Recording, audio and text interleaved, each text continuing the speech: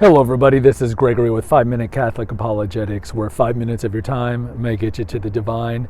Today we're going to talk about spiritual aridity and what to do when you are encountered with this. Now before we begin, let's start with a prayer. Nomine Patris et Filii et Spiritui Sancti, Amen. Gloria Patri et Filio et Spiritui Sancto, sic ut era in principio et nunc et semper et in saecula saeculorum. Amen. Spiritual aridity. This happens to the best Christians, the best Catholics. It can happen to anybody. Some of you might know that Mother Teresa was known to have major spiritual aridity for many years of her life. So it can happen to anybody.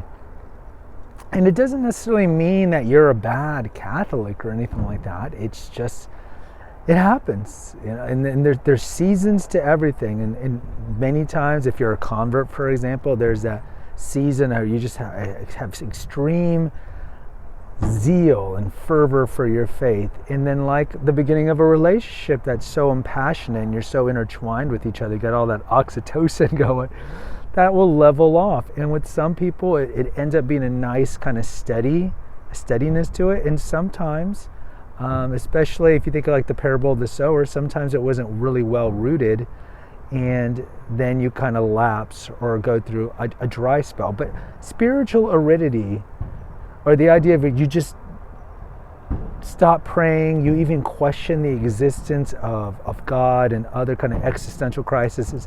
If you ever have these things, it doesn't make you a bad person. It certainly doesn't make you a bad Christian. It can happen to anybody.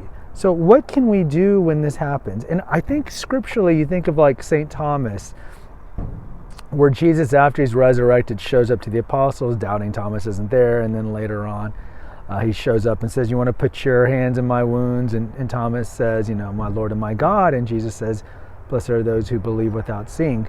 But I think a better quote is Mark 9:24, where it's the episode where the child is getting exorcised from the demon, and he says, help me with my unbelief.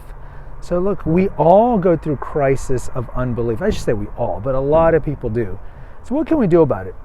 St. Ignatius of Loyola, founder of the Jesuits, one of the greatest saints of all time, he wrote books on this kind of spiritual aridity.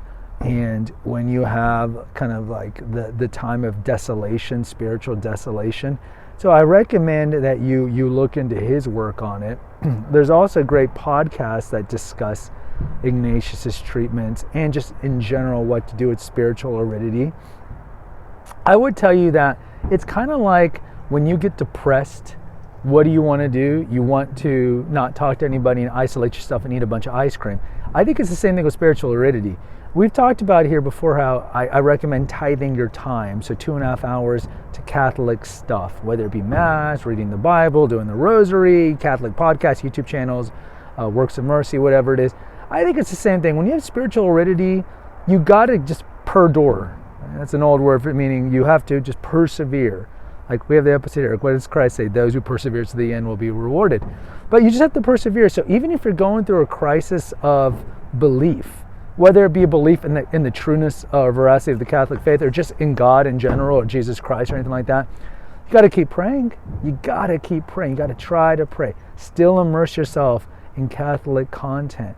If there's a specific thing that you feel that is causing this existential aridity, then research on it. Of course, in Catholic sources, research on it. But keep plowing ahead. Keep plowing ahead. And hopefully you'll emerge from the other side maybe months, maybe years ahead. It's kind of like what we say about marriage. We have an episode here how romanticism has destroyed Catholic matrimony.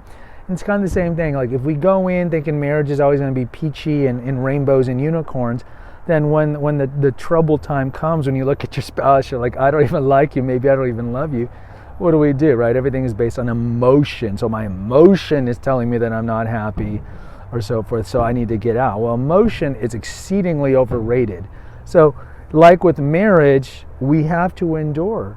You have to endure. And when you have spiritual aridity, it's the same thing. It's hard, and there might be times where you don't want to pray, but you still got to do just an Our Father, a basic prayer, a personal prayer. You know, if you feel like you don't have the courage, or you're being tempted to do an entire rosary or novena, or I would still try to tell you to do it because you're having some sort of existential crisis that could be caused by the adversary. But you still need to persevere. I think the worst thing to do when you have spiritual aridity is to just give up and be like, and just stop praying, or even stop practicing what we know is classic Christian morality. I think that's the worst thing that you can do. So in closing, if you go through a period of spiritual aridity, and not everybody does, accept it. Kind of like when you're depressed, right? Your dog dies, accept it. Feel depressed, it's okay. Acknowledge that maybe you're going through some existential crisis, some spiritual aridity. But like the difference between a victim and a survivor and a thriver, a victim's going to be like, I'm tired of spiritual aridity, I doubt everything, and I'm just going to go become an atheist, and I'm not even going to endure. No, you have to endure and work through it, and in the long run, your spiritual aridity period might be months to years. But if you continue, like Christ says, those who persevere to the end will be saved. And I think you'll feel rewarded. Just like if you have a marriage that you feel is defunct and you work through it, and then later on, your marriage gets stronger. It's the same thing. So I would recommend just endure and persevere. Guys, post in the comments. Let me know if you agree or disagree. What have you done when you've had spiritual aridity, or people in your family have had spiritual aridity? I'd love to hear from you.